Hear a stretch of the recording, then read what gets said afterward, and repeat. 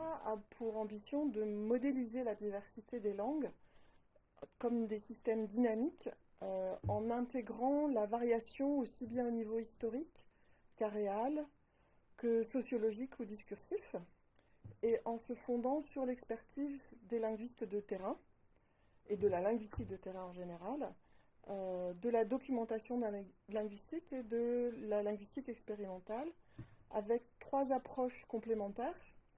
La typologie, aussi bien du point de vue des universaux que du point de vue de la variation typologique, les contacts de langue et l'évolution linguistique et la reconstruction. Et tout ça va de pair avec la production de bases de données pour des analyses aussi bien quantitatives que qualitatives. On couvre tous les continents, depuis l'Australie jusqu'à l'Afrique, en passant par l'Extrême-Orient, l'Amérique du Sud et centrale. C'est vraiment extrêmement varié. On a fait des choses qui vont dans des avancées sur la connaissance de structure, mais aussi sur la connaissance de l'histoire des langues. Donc par exemple, il y a une des opérations de recherche de cet axe qui concerne la reconstruction des deux principaux phylums quantitativement au monde, c'est-à-dire les langues austronésiennes et les langues Niger-Congo. Ce sont des langues qui ont énormément de représentants divers.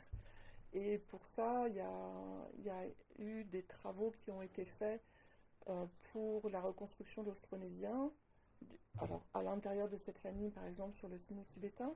Pour le Niger-Congo, il y a eu énormément d'avancées qui ont été faites sur les langues mandées, sur les langues adamawa, qui étaient très peu étudiées et qui le sont de plus en plus. Et le LABEX a été une dynamique pour obtenir des contrats supplémentaires pour pouvoir travailler sur ces langues très mal connues. Il y a eu des travaux importants qui ont été faits aussi dans la connaissance typologique des langues, sur les structures grammaticales et sur les domaines fonctionnels de ces langues. Sur les recherches au Vanuatu, par exemple, il y a eu un énorme atlas des langues de Vanuatu qui a été publié tout récemment, l'année dernière, je crois. Comme on est des linguistes de terrain, on a essentiellement du matériel informatique pour faire des enregistrements, des vidéos. On a aussi des bases de données qui ont été constituées au sein du laboratoire dans lequel on a soit développé des logiciels propres, soit amélioré des logiciels existants pour faciliter la transcription. On développe des systèmes pour améliorer les dictionnaires et les interfaces, par exemple pour les téléphones portables, pour faire des recherches comparatives assez profondes sur, par exemple, on a une énorme base de données sur les lexiques des langues d'Afrique, qui n'ont pas été développées dans le cadre du LAVEX, mais qui du coup ont des répercussions pour nos travaux sur LAVEX qui nous permettent d'avancer. C'est des enrichissements mutuels, on va dire, de ce qu'on fait. Rien que dans mon laboratoire, il y a plus d'une centaine de langues qui sont étudiées. Bon, alors évidemment, il y en a 7000 sur la planète, mais en gros. Mais pour ce qui est de notre spécificité, c'est vraiment une connaissance approfondie de langues très diverses. Et les langues ne sont pas uniques, ni dans leur façon de procéder, ni dans leur façon d'évoluer, ni dans leur construction. On a des objectifs, au niveau, je n'ai pas parlé tellement du contact de langue et des phénomènes aréaux pour l'instant, mais c'est un des gros objectifs de développer. C'est des choses qui sont particulièrement développées, par exemple au CEDIL, en interaction avec d'autres laboratoires, bien sûr.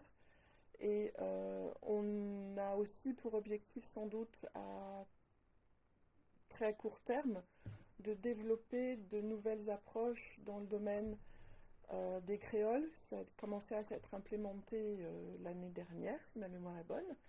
Et puis aussi en sociolinguistique, et qui pour l'instant est assez peu représenté dans cet axe, nulle part d'ailleurs dans le LAVEX, et aussi probablement aussi en typologie lexicale, qui est à la base de beaucoup de travaux en reconstruction, donc on envisage aussi de se développer dans cette direction-là.